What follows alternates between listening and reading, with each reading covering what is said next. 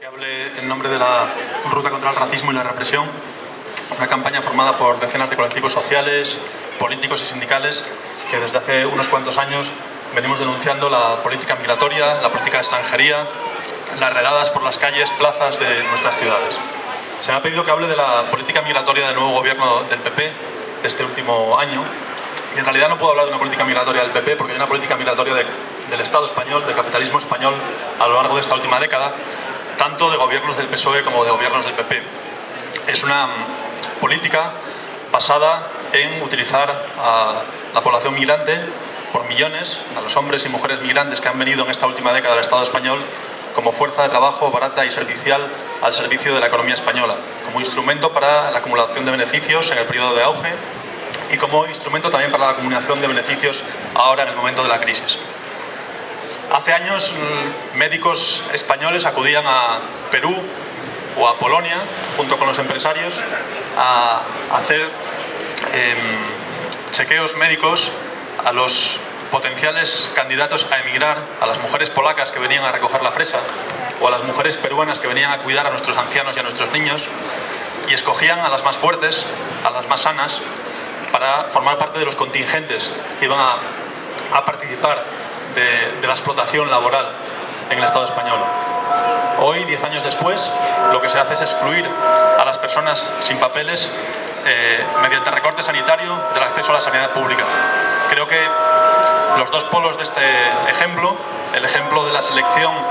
de aquellos más productivos para alimentar los beneficios de la economía española, y este otro ejemplo de la exclusión definitiva de los derechos más básicos de esas mismas personas, señala el contenido exacto de lo que ha sido la política migratoria a lo largo de esta década. Y no olvidemos que el recorte sanitario ha apuntado a las personas sin papeles para que los demás nos olvidemos, los demás y las demás nos olvidemos de que el derecho a la sanidad universal ha quedado derogado para todo el mundo, para toda la población, y que se ha abierto la puerta a través de este decreto para que más y más personas se queden fuera del sistema sanitario.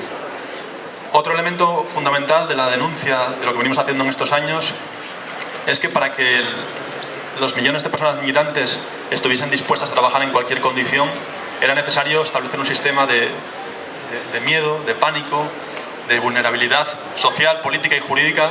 para que las personas migrantes estuviesen dispuestas a aceptar cualquier empleo en cualquier condición. Eso se ha revestido de política de control de los flujos migratorios,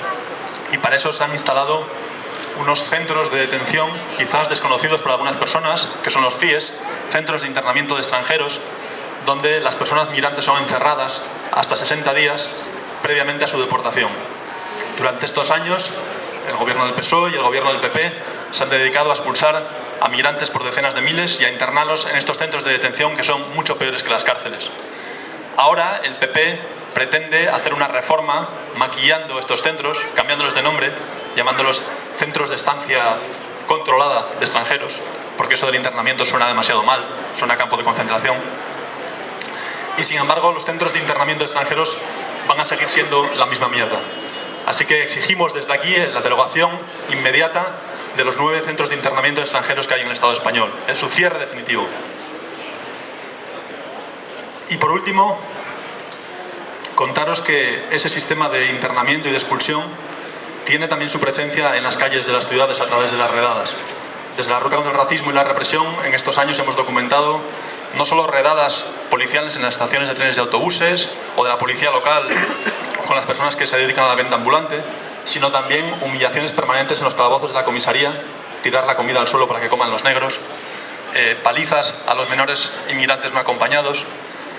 policías que por las noches recogen a los menores no acompañados y los sacan 10 kilómetros fuera de la ciudad para que vuelvan andando. Esos son algunos pequeños ejemplos del verdadero contenido de la política migratoria de este periodo. Muchas gracias.